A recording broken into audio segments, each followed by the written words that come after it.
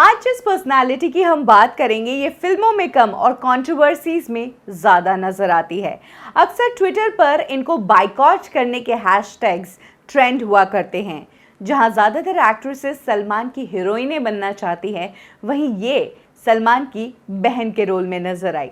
बात करेंगे तनु weds Manu fame और ट्विटर पर सबसे ज़्यादा गालियां झेलने वाली एक्ट्रेस स्वरा भास्कर की। स्वरा की लाइफ से जुड़ी वो बातें मैं आपको बताऊंगी जो आपने शायद ही सुनी होंगी। कब दूसरे एक्टर्स के ठुकराए हुए रोल्स पाकर स्वरा बनी फेमस, क्यों एक बार यशराज ने स्वरा को रिजेक्ट कर दिया, और कैसे बॉलीवुड में अच्छे रोल्स करने वाली एक्ट्रेस स्वरा बन गई ट्विटर पर सबसे ज्यादा गालियां खाने वाली एक्ट्रेस।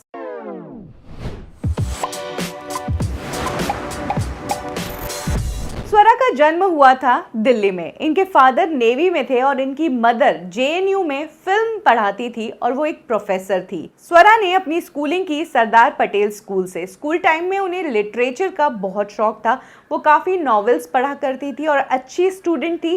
वो स्कूल प्रीफेक्ट भी थी। इसके बाद दिल्ली यूनिवर्सिटी से स्वरा ने लिटरेचर की पढ़ाई की और बाद में जेएनयू से सोशियोलॉजी में मास्टर्स की डिग्री ली। स्वरा भास्कर अपने कॉलेज के टाइम से ही जेएनयू के थिएटर से जुड़ी हुई थी, जो कि स्ट्रीट प्लेस किया करता था, और यहीं से स्वरा भास्कर को एक्टिंग के साथ साथ सोशल इश्यूज पर अपने ओपिनियन रखने का भी कीड़ा लगा था। जहां एक तरफ स्वरा के पेरेंट्स सोच रहे थे कि वो अपने आगे की पढ़ाई के लिए यूएस या यूके जाना चाहेंगी, वहीं स्वरा ने अपने पेरेंट्स को तब शॉक में डाल दिया जब उन्होंने कहा कि वो तो मुंबई जाना चाहती है बॉलीवुड एक्ट्रेस बनने के लिए। जहां स्वरा के पिता इस चीज के खिलाफ थे, वहीं उनकी मॉम उनके साथ थी। इनफैक्ट स्वरा की मॉम के कहने पर ही स्वरा ने क्लासिकल डांस और भरतनाट्यम की ट्रेनिंग भी ली। वो दिल्ली के one act play theatre group से भी जुड़ गई थी और उसी दौरान उन्होंने कई प्लेज में पार्टिसिपेट भी किया। ये 2009 वो साल था जब स्वरा भास्कर मुंबई आ गई। यहाँ पर खुद की हाथ खर्ची के लिए स्वरा भास्कर ने एक मैगजीन के साथ कॉपी राइटिंग का काम शुरू किया। गोरेगांव में स्वरा रहती थी और यहाँ से लोकल ट्रेन से सफर कर वो वीटी स्टेशन अपने ऑफिस तक जाया करती थी। स्वरा क्योंकि थिएटर बैकग्राउंड से थी तो उनका ड्रेसिंग उसी तरह का था, फटी हुई जीन्स और ऊपर कुर्ता, कंधे पे एक झोला, और इसी गेटअप में वो फिल्मों के ऑडिशन देने जाया करती थी। लेकिन जब भी स्वरा भास्कर ऑडिशंस के लिए जाया करती थी तो उन्हें वहां पर लोग देखकर कहते थे कि तुम एक्ट्रेस के ऑडिशन के लिए आई हो या असिस्टेंट डायरेक्टर के। तुम्हारी ड्रेसिंग देखकर कोई नहीं कह सकता है कि तुम लीड एक्ट्रेस बनोगी। और इसके बाद ही स्वरा भास्कर को समझ आया कि अगर आपको एक्ट्रेस बनना है तो आपको ड्रेस भी उसी तरह से होना है। आपको ड्रेसेस पहनने हैं, हाई हील्स पहनने हैं, मेकअप वगैरह टिप टॉप होने चाहिए, तभी जाकर लोग आपको मानेंगे कि आप एक्ट्रेस बनने के लायक हो। स्वरा भास्कर ने अपने आप को उस तरीके से ग्रूम करना शुरू कर दिया। लेकिन इसके बाद फिर से इंडस्ट्री की तरफ से एक और मांग आ गई। मांग कहें या ओपिनियन आ गया।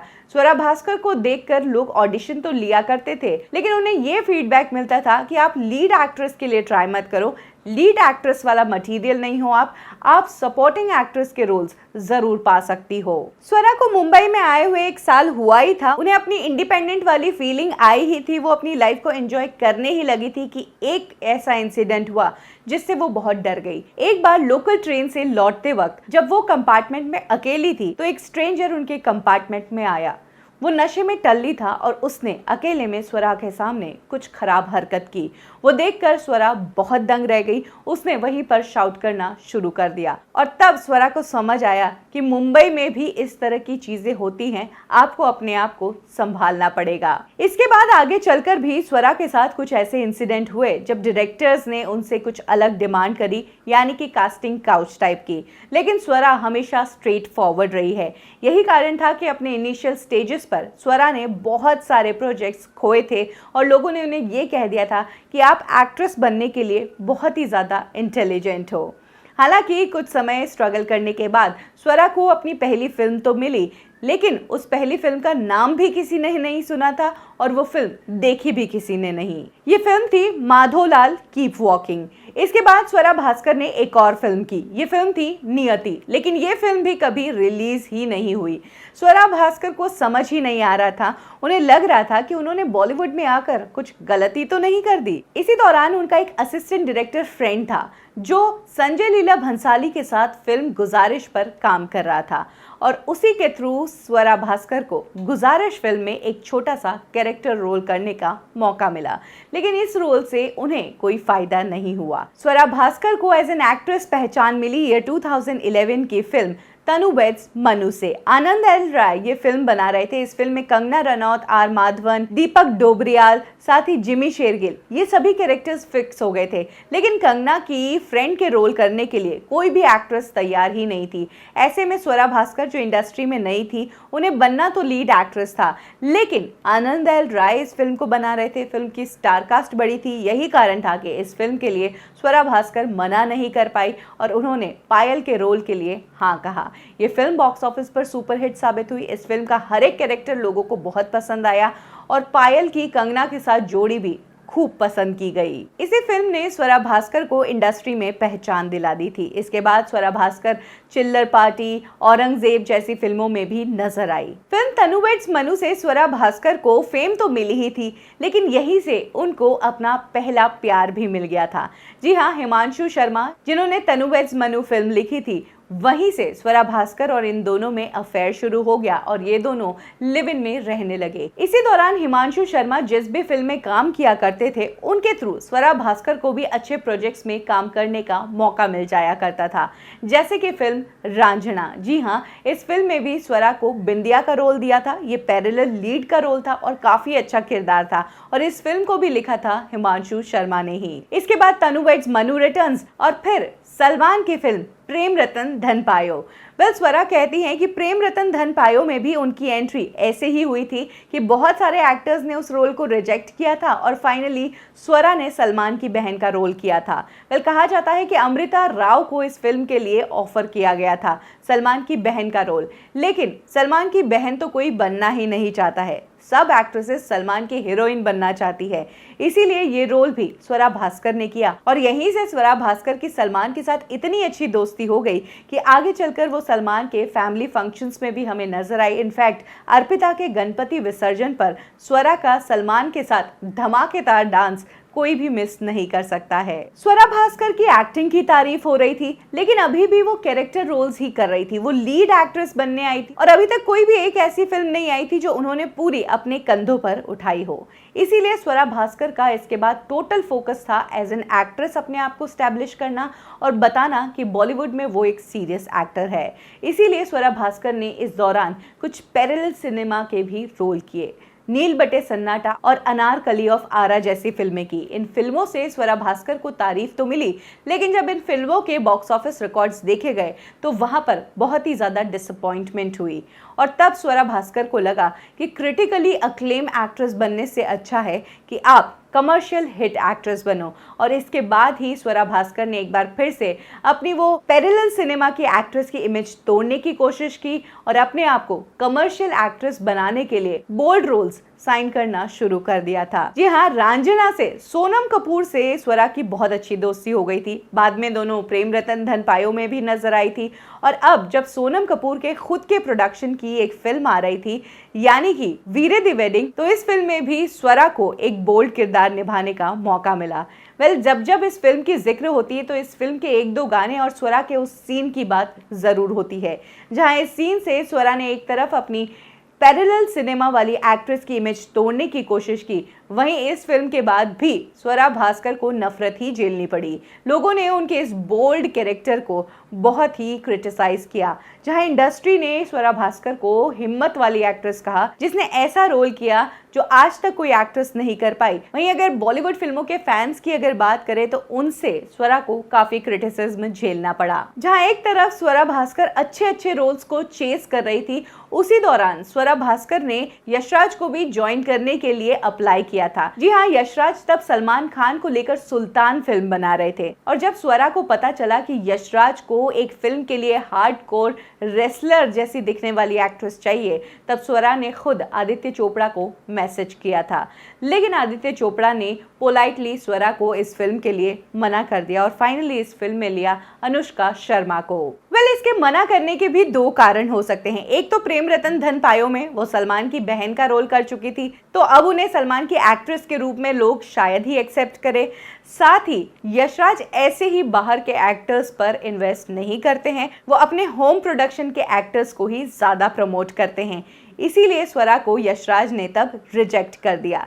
जहां एक तरफ एक बड़े प्रोडक्शन हाउस ने स्वरा को रिजेक्ट कर दिया, वहीं उसी दौरान स्वरा ने खुद एक बड़े स्टार के साथ फिल्म रिजेक्ट कर दी। ये स्टार थे सुपरस्टार शाहरुख खान। जी हाँ, शाहरुख खान फिल्म जीरो कर रहे थे और तनु वेड्स मनु के डायरेक्टर आनंद एल राय ने इस फिल्म में स्वरा को एक रोल ऑफर किया था। ये रोल था शाहरुख की मॉम का, और इसीलिए स्वरा ने इस रोल के लिए मना कर दिया, क्योंकि सब एक्ट्रेसेस शाहरुख की हीरोइन बनना चाहेंगी।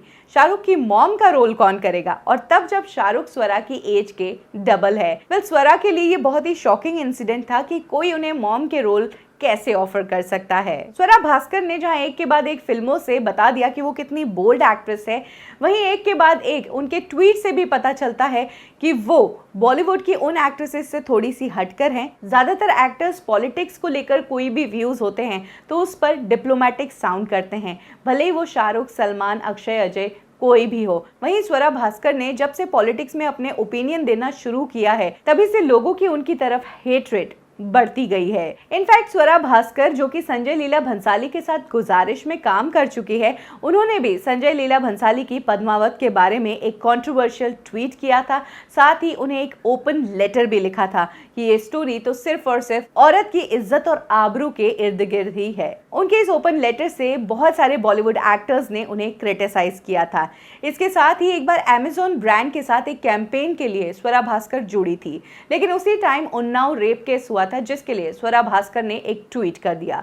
ये ट्वीट कंट्रोवर्शियल हो गया और स्वरा को बैन करने के साथ साथ लोगों ने अमेज़न को भी बैन करने की मांग कर दी। अमेज़न ने तुरंत स्वरा का वो एड डिलीट किया और फाइनली अपने आप को स्वरा से दूर ही रख दिया। ये पहली ब्रांड नहीं थी जब से स्वरा पॉलिटिक्स में अपने ओपिनियन देने लग गई है। जब से जेएनयू में जाकर उन्होंने सीएए के लिए प्रोटेस्ट किया है, तब से स्वरा भास्कर की ट्विटर पर एक अलग ही लेवल पर हेट्रेड बढ़ रही है। साथ ही उन्हें फिल्म के प्रोजेक्ट्स भी कम ही ऑफर हो रहे हैं, क्योंकि लोग अब उन्हें ट्रबल मेकर कहने लग गए हैं। लोग उनसे जुड़ तो जाए, लेकिन स्वरा बीच में ही कुछ ऐसे ट्वीट कर देती है जिसके कारण उस प्रोजेक्ट को बाइकआउट करने की मांग कर दी जाती है। यही कारण है कि अब कम ही फिल्म मेकर्स स्वरा के साथ जुड़ना पसंद करते हैं। स्वरा भास्कर अब फिल्में तो करना चाहती है, लेकिन उन्हें फिल्में ऑफर तो हो। वहीं अगर बात करें उनकी लव लाइफ की, तो उनके ब्रेकअप की खबरें आ गई थी 2019 में। जी हाँ, हिमांशु शर्मा के साथ 4 से 5 साल लिव इन में रहने के बाद स्वरा और हिमांशु का ब्रेकअप हो गया।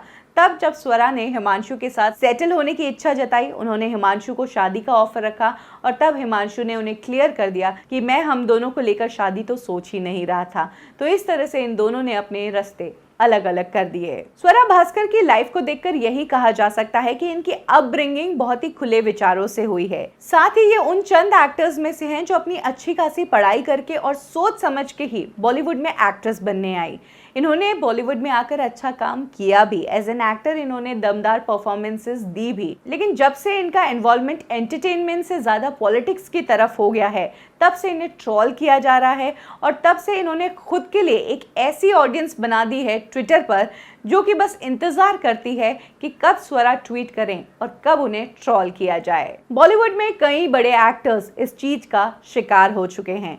इनफैक्ट आमिर खान और शाहरुख खान भी अब पॉलिटिक्स के किसी भी मुद्दे पर बोलने से पहले बहुत ही ज़्यादा सोचते हैं, क्योंकि उन्होंने भी इस चीज़ के कारण बहुत नुकसान झेला है अपने करियर में, और स्वरा भी उसी राह पे है।